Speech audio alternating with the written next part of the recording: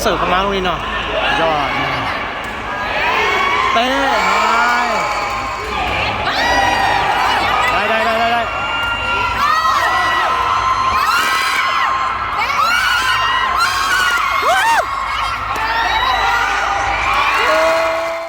ผู้สิงที่หนึ่งตำรวจเจอกับทหารเด้อ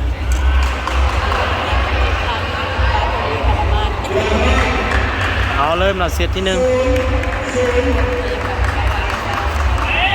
เสิร์ฟเข้าไปนี่นะเสิร์ฟออกเนาะคะแนน 1-0 เด้อตำรวจในหนึ่งเนาะ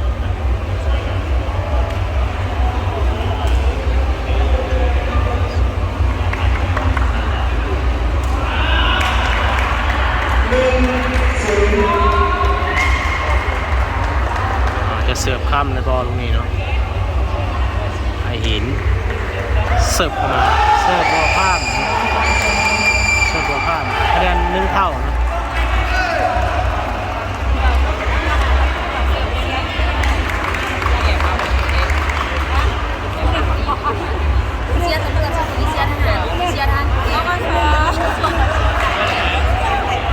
คะแนน1 เท่านะตอนนี้กระทรวงป้องกันประเทศจะเสิร์ฟลูกที่ 2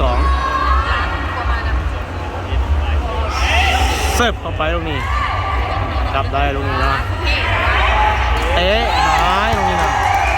เตะดีคะแนน2-1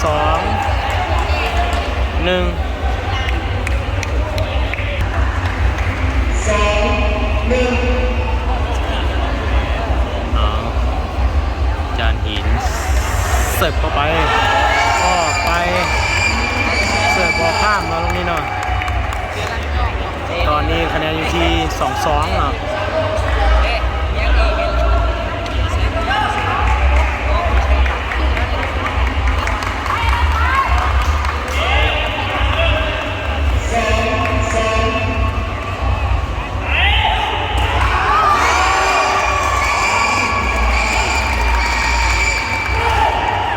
เสิร์ฟดีคะแนน 3-2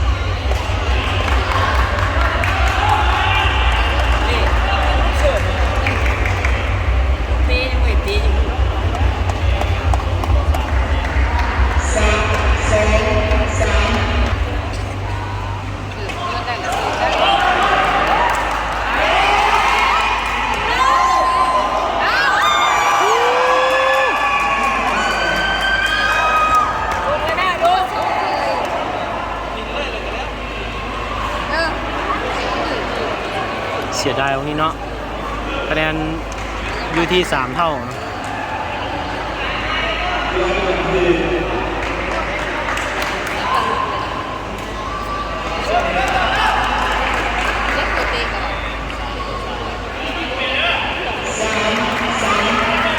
คะแนน 3-3 เนาะเสิร์ฟเข้าไปตรงนี้เสิร์ฟดีคะแนน 4-3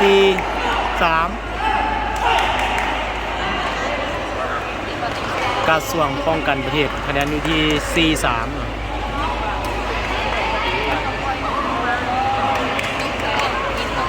กระทรวงป้องกันความสงบจะเสิร์ฟได้แต้มหรือบอลลงนี้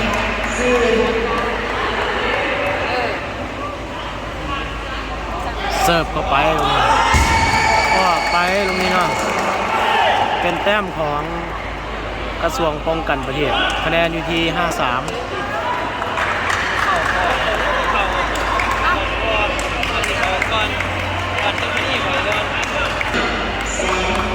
คะแนน 5-3 เลยเสิร์ฟดี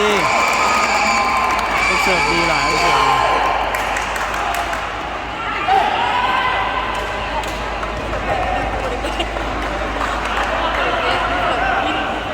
คะแนน 6-3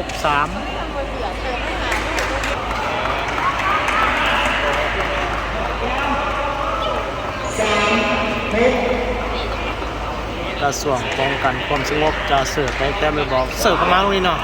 ยอดเตะ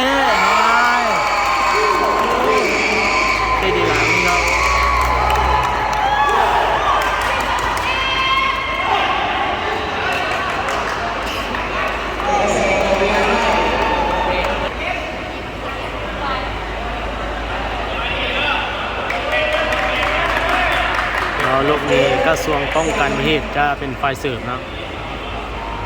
ลูกนี้อาดงเสิร์ฟเข้าไปลูกนี้เสิร์ฟออกไปนะเป็นแต้มของกระทรวงป้องกันความสงบนะคะแนนมีที่4-7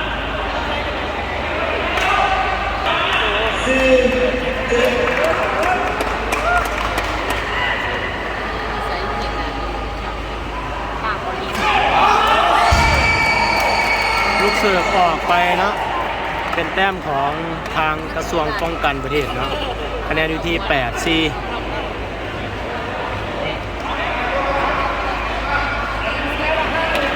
ลูกนี้กระทรวงป้องกันประเทศก็เป็นฝ่ายเสิร์ฟเนาะเบอร์10อาดงนะอาดงเป็นผู้เสิร์ฟนะเสิร์ฟเข้าไปตรงนี้เสิร์ฟออกไปเป็นแต้มของทางกระทรวงป้องกันความสงบคะแนน5-8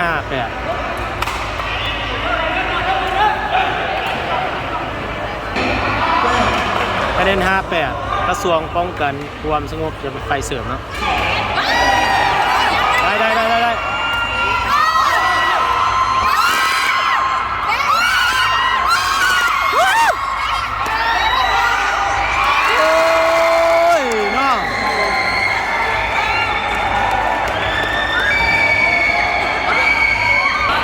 เป็นแต้มของกระทรวงป้องกันความสงบนะคะแนนอยู่ที่6-8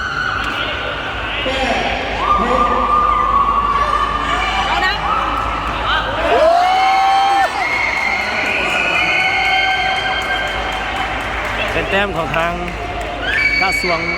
ป้องกันความสงบนะคะแนนอยู่ที่7-8เนาะ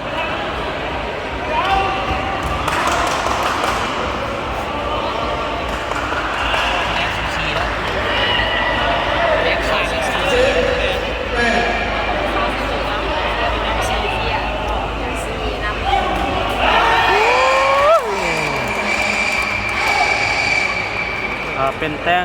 ต้มแล้วนี่นะเป็นแต้มของกระทรวงป้องกันประเทศนะคะแนนที่9-7นะกระทรวงป้องกันประเทศจะเป็นฝ่ายเสิร์ฟนะคะแนนอยู่ที่9-7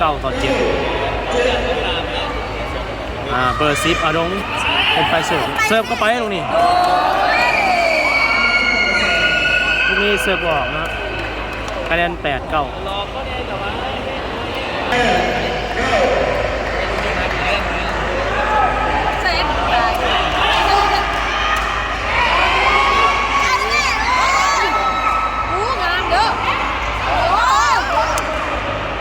เตะ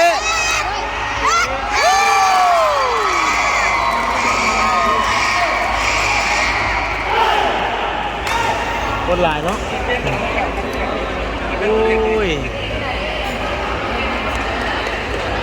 คนหลายเนาะผู้สิงที่1เนาะคนเต็มเลยเนาะบนหนังบ่มีเลยตอนนี้นะค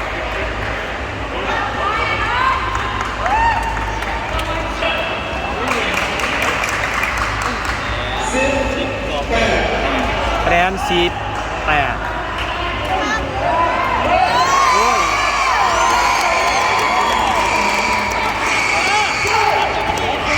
ลูกนี้เป็นแต้มของกระทรวงป้องกันประเทศนะคะแนนอยู่ที่11-8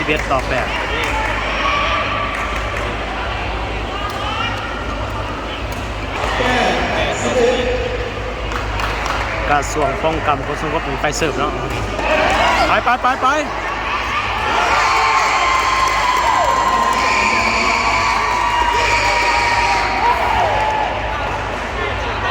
เป็นแต้มของ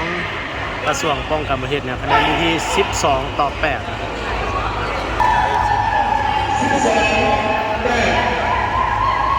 กระทรวงป้องกันประเทศเป็นฝ่ายเสิร์ฟเนาะเสิร์ฟเข้าไปลูกนี้เสิร์ฟดีหลายนะเป็นแต้มของกระทรวงป้องกันประเทศคะแนน13-8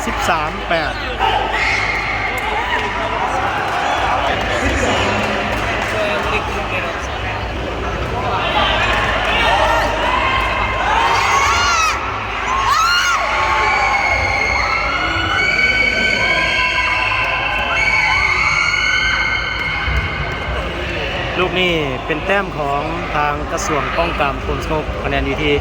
9-13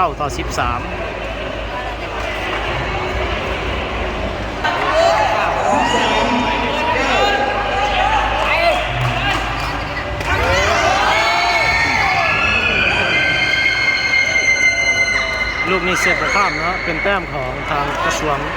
ป้องกันความสงบคะแนนอยู่ที่10-13นะ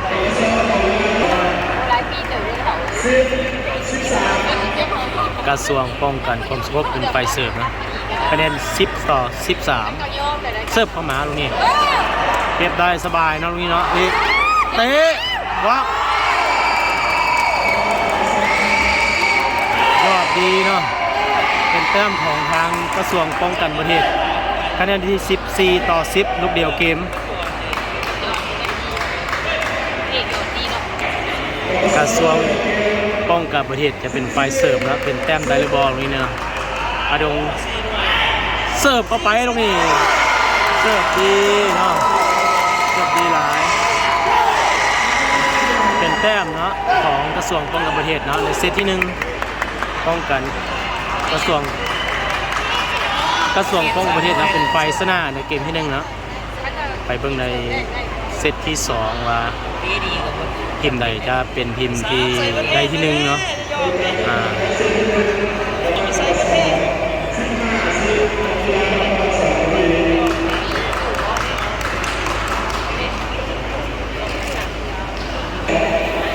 เอาไปเบิ่งในเซตที่2ต่อเนาะว่าทีมใดจะเป็นทีมที่ได้ที่1เนาะเอาป้องกันความสงบจุดไฟเสิร์ฟนะเสิร์ฟเข้าไปตรงนี้เสิร์ฟดีหลายตรงนี้เนาะเป็นแต้มนะคะแนนอยู่ที่1-0นะ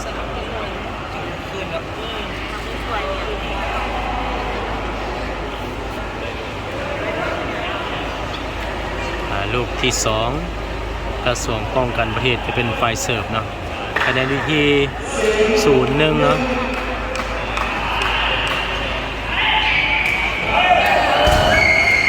ลูกนี้เสิร์ฟบอลข้ามเนาะ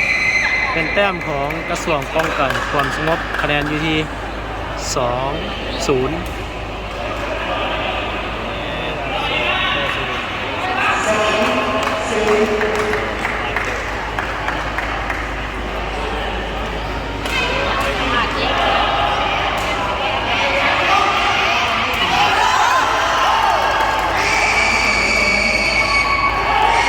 เต้ดีเนาะเป็นแต้มของทาง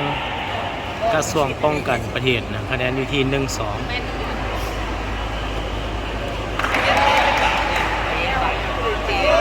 กระทรวงป้องกันประเทศจะเป็นไฟเสิร์ฟเนาะ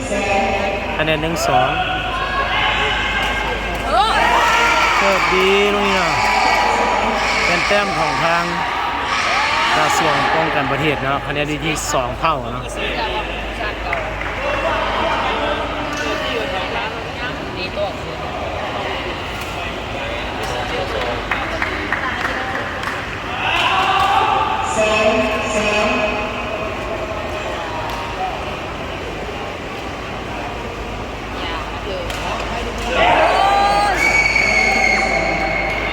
ก็มีเสิร์ฟดีนะเป็นแต้มของกระทรวงป้องกันความสงบคะแนนอยู่ที่3-2นะ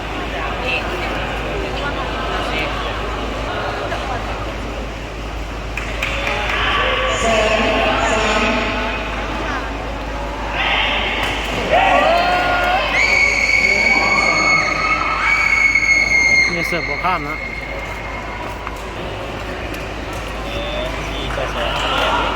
คะแนน4-6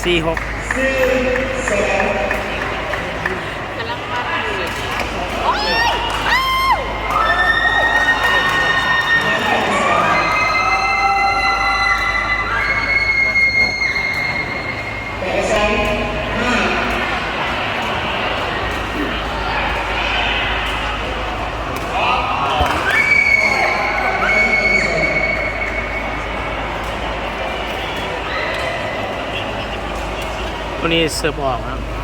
เป็นแต้มของทางกระทรวงป้องกันประเทศนะ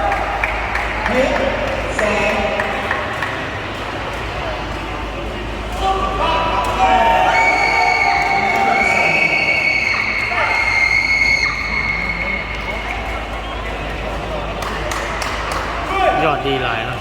เป็นแต้มของกระทรวงป้องกันความสงบคะแนน7-2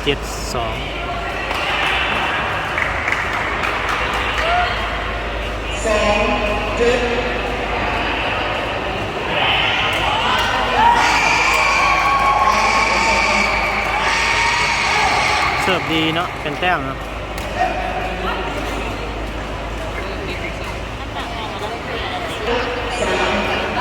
คะแนน7-3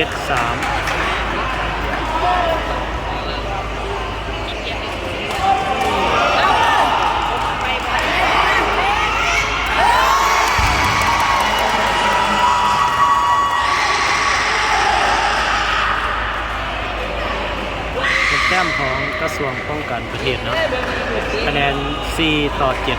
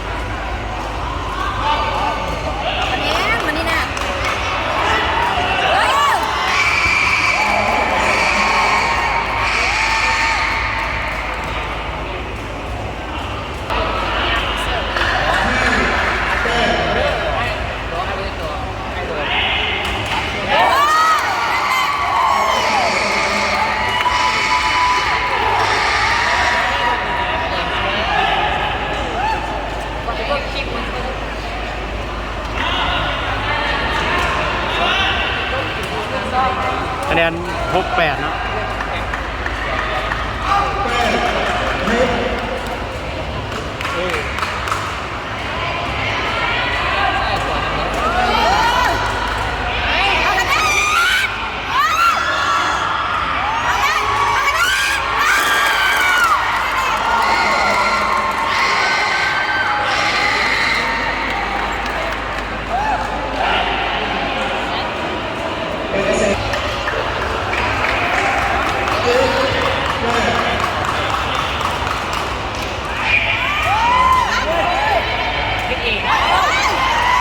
แต้มเป็นแต้ม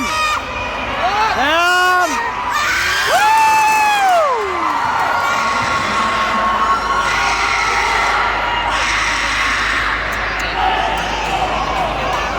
ตอนนี้คะแนนอยู่ที่8เท่าแล้วด้วยเนาะซูซีนะคู่นี้นะเตะดีทั้งคู่เลย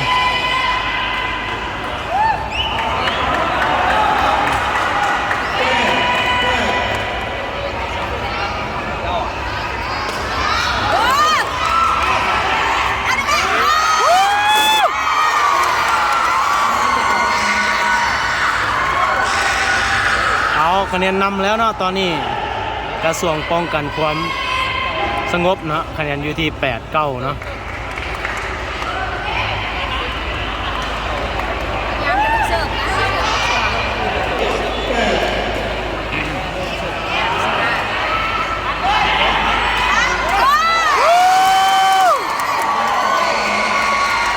เอาตอนนี้คะแนนนำแซงไป2หน่วยแล้วเนาะคะแนน10-8เนาะกระทรวงป้องกันประเทศนำไปแล้วเนาะ2แต้มเนาะ10-8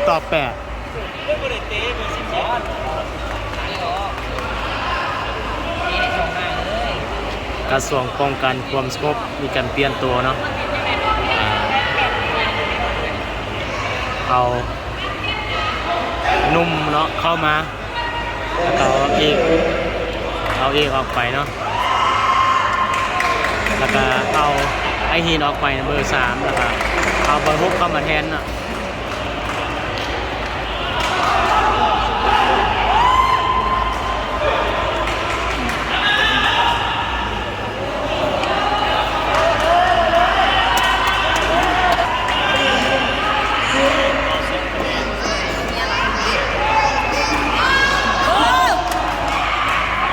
เตะ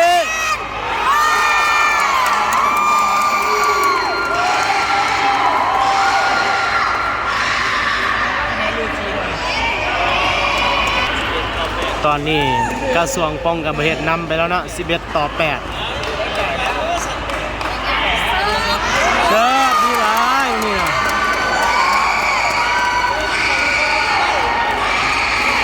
เสิร์ฟดีเนาะตอนนี้กระทรวงป้องกันประเทศนำไปแล้วนะ12 ต่อ 8เนาะ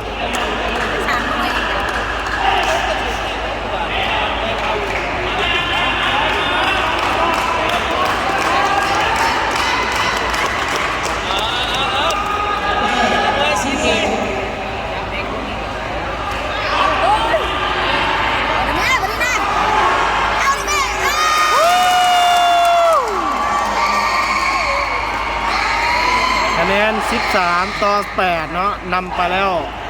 แซงไปแล้วเนาะ5 แต้มเลยเนาะกระทรวงป้องกันประเทศนี่โหดหลาย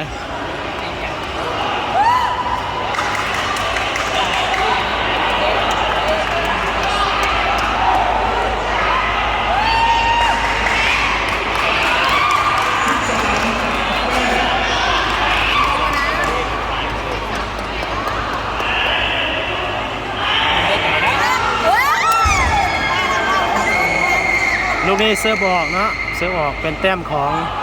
กระทรวงป้องกันความสงบคะแนนอยู่ที่9 ต่อ 13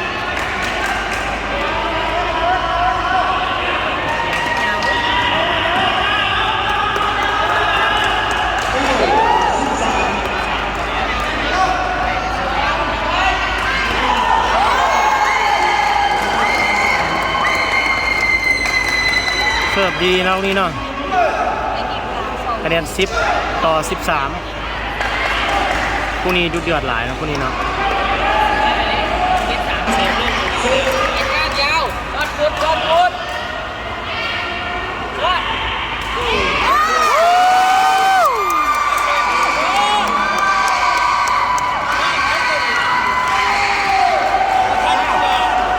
เป็นยัง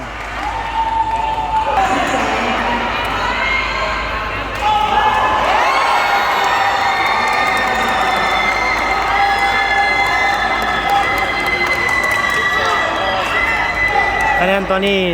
12 ต่อ 13เนาะกระทรวงป้องกันความสงบ12กระทรวงป้องกันประเทศคะแนน13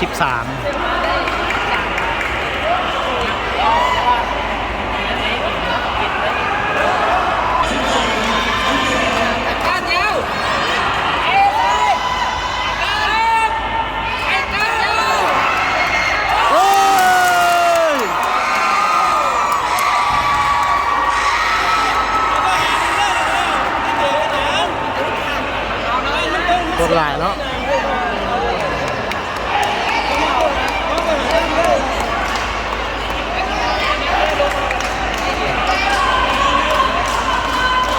ตอนนี้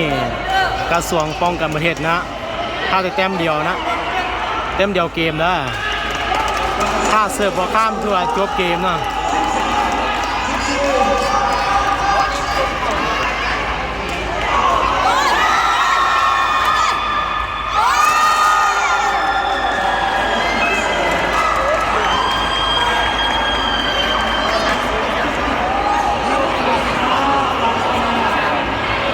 เสิร์ฟดีหลายนี่เนาะ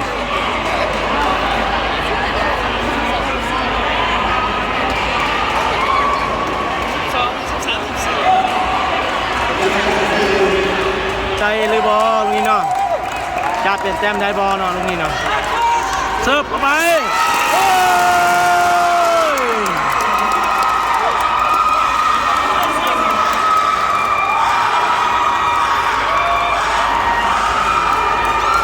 จบทีมกระทรวงป้องกันประเทศเนาะได้แซมเนาะได้แซมเลยเนาะคะแนนที่2 ต่อ 1 เซตเนาะ